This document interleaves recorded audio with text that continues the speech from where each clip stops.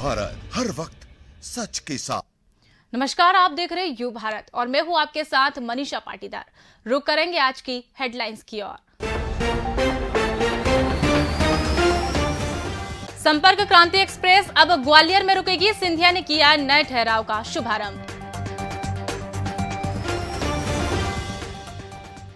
वाहनों की तेज गति को लेकर लगाम स्पीड रीडर की निगरानी में रहेगी तैयारी।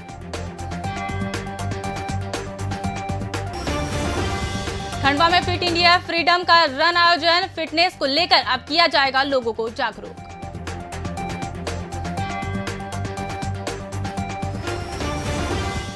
पुरानी रंजिश को लेकर दोनों पक्षों में खूनी संघर्ष। 2 महिलाएं सहित 8 घायल।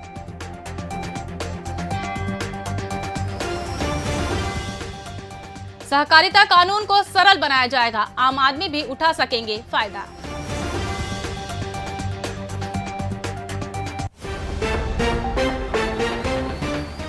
अब खबरें विस्तार से। आंध्र प्रदेश संपर्क क्रांति एक्सप्रेस अब ग्वालियर में भी रुकेगी। शुक्रवार को ग्वालियर में ट्रेन के नए ठहराव का प्लेटफॉर्म नंबर 4 पर केंद्रीय मंत्री ज्योतिरादित्य सिंधिया ने शुभारंभ किया और ट्रेन को हरी झंडी दिखाकर रवाना किया।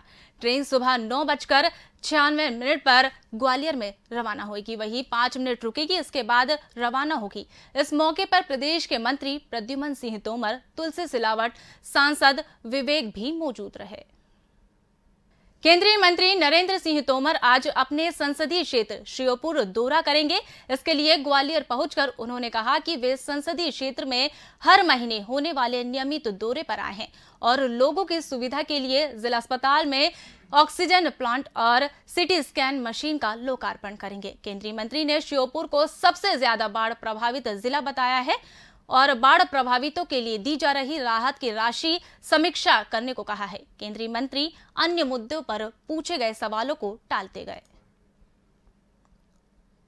श्योपुर मेरा लोकसभा क्षेत्र है और मेरा जो महीने में जाने का समय होता है वो आज का दिन श्योपुर के लिए है।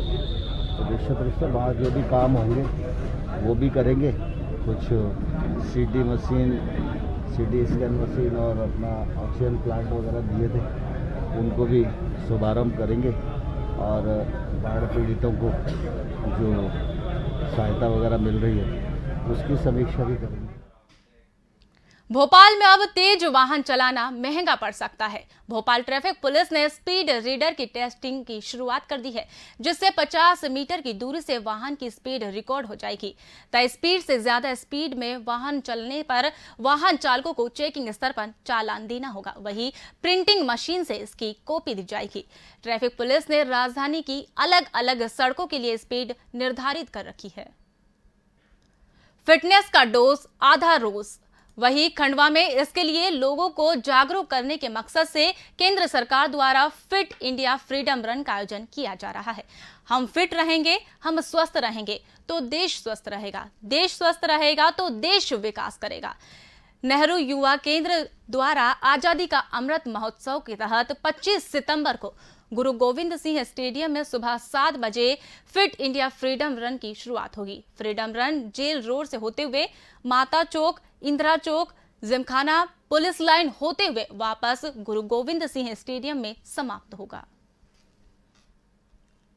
नेहरू युवा केंद्र संगठन, युवा कार्यक्रम एवं खेल मंत्रालय, भारत सरकार की ओर से आजादी की 75वीं वर्षगांठ के उपलक्ष्य में आजादी का अमृत के अंतर्गत फिट इंडिया फ्रीडम रन 2.0 का आयोजन देश भर में किया जा रहा है। युवा कार्यक्रम एवं खेल मंत्रालय, भारत सरकार के द्वारा आजादी के अमृत महोत्सव के उपलक्ष्य में फिट इंडिया फ्रीडम रन 2.0 का देशव्यापी आयोजन किया जा रहा है, जिसमें जो है देश के 744 जिलों के 75 चयनित गाँव में जो है ग्रामीण स्तर पर इसका आयोजन किया जा रहा है। इसी श्रृंखला में नेहरू युवा केंद्र खंडवा द्वारा जिला स्तरीय फिट इंडिया फ्रीडम रन 2.0 का आयोजन गुरु गोविंद सिंह स्टेडियम को 25 सितंबर को प्रातः 7 बजे जो है किया जाना तय है। शिवपुरी जिले की बांसखेड़ी पंचायत में पीएचई विभाग द्वारा जल जीवन मिशन के तहत घर घर पानी के कनेक्शन देने के लिए डाली गई 21 लाख रुपए की लागत की पाइपलाइन में घटिया काम किया गया। बारिश ने इसकी पोल खोल दी है। पीएचई विभाग के अधिकारियों का कहना है इसकी जांच करके ठेकेदार के खिलाफ उचित कार्रवाई की जाए। मध्य प्रदेश में बिजली कंपनी द्वारा उपभोक्ता को दिए जा रहे भारी भरकम बिलों में रोष व्याप्त हुए। इसके चलते भोपाल के राहुल नगर की झुग्गियों में रहने वाली मजदूर महिलाओं ने प्रदर्शन किया। इस दौरान उन्होंने ज्यादा बिल से नाराजगी जताई है। वहीं प्रदर्शनकारियों ने घर की लाइट बिजली कटने पर इसे फिर से जुड़वाने के लिए बिजली कर्मचारियों द्वारा पैसे मांगने का आरोप लगाया है। उन्होंने सरकार से बिजली बिल माफ करने या इसे छूट देने की मांग की है। ये बिजली का बिल बहुत ज्यादा दे रहे सर। एक महीने में 2000 रुपए। अभी कितना मिला है आपका? 2000 रुपए और पूरा मिला 3 महीने का 10,000 रुपए बिल दे दिया। अच्छा हाँ तो अभी क्या बिल देते हैं क्या? अभी बिल काट दी लाइट। कब से काटी लाइट? कल से काट दिए। अभी कोई जोड़ने नहीं आया? हाँ अभी कोई जोड़ने नहीं आया। आपने बात करी वहाँ पे? हाँ अब बात करके कोई मानने के लिए सुनने के लिए तैयार ही नहीं है। क्या कह रहे हैं अधिकारी? वो बोल रहे कि ये भरना ही पड़ेगा 10,000 रुपए जब भी बिजली बिल वो लाइट जुड़ेगी, नहीं तो नहीं जुड़ेगी। बेगमगंज में सुल्तानगंज थाना क्षेत्र के ग्राम गुंदरई गांव में पारिवारिक विवाद के चलते 2 गुटों में आपस में भिड़ गए हैं, जिसमें 2 महिलाएं सहित दोनों पक्षों में करीब 8 लोग घायल हो गए, जिसको जिला अस्पताल में भर्ती कराया गया। विवाद पारिवारिक पुरानी रंजिश का लेकर बताया जा रहा है। घटना का लाइव वीडियो भी सामने आया है, जिसमें दोनों पक्ष एक दूसरे को मारते हुए दिखाई दे रहे हैं। पुलिस मामले की जांच में जुटी है। किसने मारा आप लोगों को? उनने मारो कैसे ना ऐसे लगे कैसे मुँह ऐसे लगे और क्या। अच्छा क्या रखे हुए थे वो जिसने आप लोगों को मारा? कौन थे? क्या रखे हुए थे? उन्होंने तो हमें जो राड मारी राड मारी है। कितने लोग थे जिनने मारा? उनके नाम बताओ।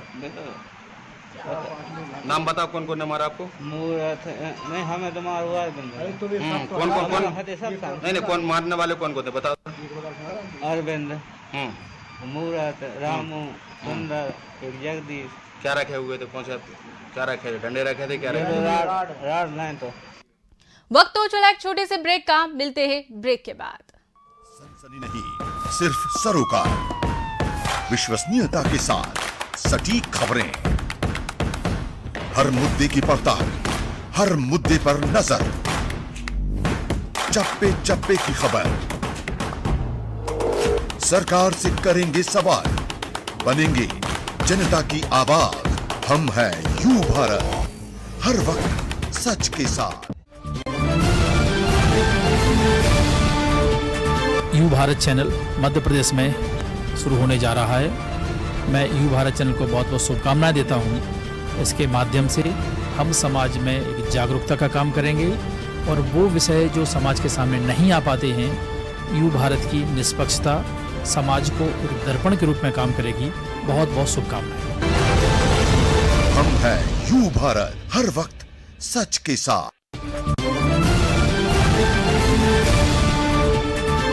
मैं बहुत हर्षित और प्रसन्नचित हूँ ये जानकर कि यू भारत के नाम से एक नया मीडिया का मंच हम सब के लिए उपलब्ध है और जिस प्रकार की टीम, जिस प्रकार का मंच निर्मित हुआ है, मैं आश्वस्त हूँ और विश्वस्त हूँ, दोनों शब्दों का प्रयोग कर रहा हूँ कि ये मंच मीडिया के उन तमाम सारे सरोकारों को पूरा करेगा, उन तमाम मानदंडों और मापदंडों पर खरा उतरेगा जो किसी भी आदर्श मीडिया संस्थान से हम देखते हैं। मैं भारतीय जनता पार्टी पक्ष की ओर से और अपनी ओर से बहुत बहुत शुभकामनाएं देता हूं और आशा करता हूं कि जिस प्रकार की आवश्यकता लोकतंत्र के चौथे स्तंभ से आज के दौर में है, क्योंकि वर्तमान दौर एक बदला हुआ दौर है, देश दुनिया ज्ञान विज्ञान सब प्रकार की चीज़ें बदली हैं, तो बदली हुई परिस्थितियों के दौर से सामंजस्य बिठाएगा और जनहित के मुद्दों पर, चाहे वो भारतीय जनता पार्टी हो या अन्य कोई राजनीतिक दल हो, हमको सजग भी करेगा, सतर्क भी करेगा और जागरूक भी रखेगा। बहुत सारी शुभकामनाएं, धन्यवाद। हम हैं यू भारत, हर वक्त सच के साथ। ब्रेक के बाद दोबारा स्वागत है आपका। बढ़ते हैं खबरों की ओर। बुरहानपुर पुलिस ने लूट और पुलिस पर हत्या करने के फरार आरोपियों को बड़ी मशक्कत के बाद आखिरकार पकड़ लिया। कीना नाम के इस आरोपी ने 27 जुलाई को नेपानगर के बोरसल गांव के पास नेपानगर के व्यापारियों से लूट की थी और पकड़ी गई पुलिस टीम पर तीर से हमला कर दिया है, जिसमें टीआई समेत 5 पुलिसकर्मी भी घायल हो गए थे। पुलिस ने लोगों की आरोपी का डर खत्म करने के लिए उसका जुलूस निकाला और अवैध तरीके से उसका मकान ध्वस्त कर दिया। 26-27 के दरमियानी रात लगभग 1 महीना पहले एक घटनाक्रम हुआ था, जिसके अंदर एक डकैती का मामला कायम किया था। लगभग 41,000 की डकैती थी, जिसमें 2 4 व्हीलर और 2 2 व्हीलर को रोक के डकैती की गई थी। उसके अंदर 8 से 10 लोगों को हमने गिरफ्तार कर लिया था। नूरिया और गिना 2 लोग जो बाप बेटे हैं, वो इस डकैती के अंदर मेन मास्टरमाइंड थे। इनको जब पकड़ने के लिए फिर से पुलिस ने प्रयास किया तो लगभग डकैती के बाद 2 डकैती के प्रयासों में भी ये फरार थे। उसके बाद एक जब टीम इनको पकड़ने के लिए आई थी तो उनके ऊपर इन्होंने तीर और गोफन से हमला कर दिया था और उसके बाद आरोपी को छुड़ाकर लेके गए थे। राजगढ़ जिले में नरसिंहगढ़ के ग्राम पूरा बराड़ा में बिजली की लाइन अचानक चालू होने से एक व्यक्ति को करंट लग गया और मौके पर ही उसकी मौत हो गई। बाद में बिजली लाइन के झूलते तारों में लटका शव नीचे उतारा गया। हादसे में मृत तेरनी गांव के राजेश लवंसी को बावड़िया के रहने वाले लाइनमैन अमर सिंह लवंसी ने अपने सहायता के लिए व्यक्तिगत रूप से रखा था। राजधानी के ऐशबाग इलाके में शादी का झांसा देकर बलात्कार करने का मामला सामने आया है। बताया जा रहा है कि युवती के पड़ोस में रहने वाले मोहसिन नाम के युवक ने शादी का दावा करके 2 साल तक उसका शारीरिक शोषण करता रहा। 25 वर्षीय पीड़िता ऐशबाग इलाके में रहती है, महज 8वीं कक्षा तक पढ़ी है। युवती का कहना है कि माता पिता काम करने जाते थे, इस दौरान वह घर पर अकेली रहती थी। उसका फायदा उठाकर आरोपी उसके घर पहुंचकर शारीरिक संबंध बनाता था। पीड़िता ने जब शादी का दबाव बनाया तो आरोपी ने शादी की बात से मुकर गया। थाना क्षेत्र में ये रेप का मामला सामने आया, जिसमें फरियादिया ने शिकायत करी है कि जो आरोपी है वो उससे कुछ समय से उसके साथ जान पहचान में था और उसको लगातार शादी का झांसा देते हुए उसके साथ में गलत काम कर रहा था। जब इसमें हम लोगों ने बातचीत करी तो ये सामने आया कि जो आरोपी है उसकी मंशा शादी की नहीं है और वो इसके साथ में इस प्रकार की घटना कर रहा है। इसमें हम लोगों ने मामला दर्ज कर लिया है और उसकी गिरफ्तारी भी हुई। भोपाल के कोलार इलाके में 2 लोगों ने एक व्यक्ति के फ्लैट को फर्जी दस्तावेजों से 4 लोगों को बेचकर करीब 80 लाख रुपए की चपत लगा दी। पुलिस ने दोनों आरोपियों के खिलाफ धोखाधड़ी का केस दर्ज कर लिया है। ठगी का शिकार हुआ व्यक्ति रेलवे कर्मचारी था। व्यापारियों ने कर्मचारी द्वारा खरीदे गए फ्लैट पर बैंक से लाखों रुपए का लोन भी ले लिया था। पुलिस का कहना है कि जल्द ही आरोपियों को गिरफ्तार कर लिया जाएगा। फिलहाल पुलिस मामले में जुटी हुई है। ये कोलार थाना क्षेत्र में विगत कुछ दिन पहले हमारे पास एक जांच आई हुई थी, जिसमें जो फरियादी है रेलवे कोच फैक्ट्री में टेक्नीशियन का काम करता है और उसका कहना था कि उससे ये जो नामजद आरोपी है ये दोनों बिल्डर के अपने आप को बिल्डर बताकर उससे मिले थे और उसके बाद उसे बोला कि तुम हमारे साथ पार्टनर बन जाओ तो इसमें हम लोग जो भी प्रॉपर्टी खरीदेंगे उसमें तुम्हें अच्छा मुनाफा कराएंगे। इस तरीके से उसे झांसा देकर उसके नाम पे दस्तावेज जो यूज करके पे स्लिप को फोर्स करके उन लोगों ने पहले बैंक से लोन लिया और बैंक से लोन लेने के बाद एक फ्लैट खरीदा और उस फ्लैट को फिर इसको बेचने के बाद दूसरों को बेच दिया। इस प्रकार से उन लोगों ने करीब 2-3 लोगों को सेम फ्लैट बेचा है, जिसमें इसको भी रखा और इसको ये चीज की जानकारी भी नहीं रही कि इसके साथ में ऐसा किया जा रहा है। बीजापुर में चलती बस में शुक्रवार सुबह गोली चलने से सीआरपीएफ के जवान की मौत हो गई। जानकारी के मुताबिक उसूर के करीब 10 किलोमीटर गलमल में हाल ही में सुरक्षा बलों का एक कैंप स्थापित किया गया है। सीआरपीएफ के 1 दर्जन से ज्यादा जवान शुक्रवार सुबह उसूर पहुंचे, जहां निजी बस में बीजापुर जिला मुख्यालय में जा रहे थे। इसी बीच बस में सवार जवान त्रिलोक सिंह की राइफल का ट्रिगर दब गया और गोली सिर में लगने से उसकी मौके पर ही मौत हो गई। हादसे में एक अन्य जवान राजेंद्र की घायल होने की भी खबर सामने आ रही है। बस्तर आईपीजी सुंदरराज ने इस घटना की पुष्टि की है। रायपुर में कचना इलाके में एक फोम बनाने की फैक्ट्री में गुरुवार को शाम को आग लग गई। हालांकि इससे कोई जनहानि नहीं हुई है, लेकिन फैक्ट्री में रखा लाखों रुपए का केमिकल और कच्चा माल जलकर राख हो गया। फैक्ट्री के आसपास का इलाका रिहायशी होने से काफी देर तक लोगों में दहशत का माहौल है। वहीं मौके पर पहुंची फायर ब्रिगेड ने काफी मशक्कत के बाद आग पर काबू पाया। आग लगने के कारण का पता अभी नहीं चल सका है। पुलिस मामले की जांच में जुटी है। छत्तीसगढ़ के मुख्यमंत्री भूपेश बघेल ने दुर्ग जिले के बेमेतरा में सहकारी बैंक का नया भवन बनाने की घोषणा की है। यह भवन 96 लाख की लागत से बनाया जाएगा। जिले के सेलूद में आयोजित सहकारिता सम्मेलन में उन्होंने सहकारिता कानून को सरल करने के लिए कहा, ताकि आम जनता को यह समझ आ सके और इसके लिए सहकारिता का लाभ उठा सके। वहीं मुख्यमंत्री ने किसानों की सुविधा के लिए धान खरीदी केंद्र की संख्या बढ़ाने की भी बात कही है। इस बुलेटिन में फिलहाल इतना ही। हमारे साथ बने रहने के लिए देखते रहिए युग भारत। नमस्कार।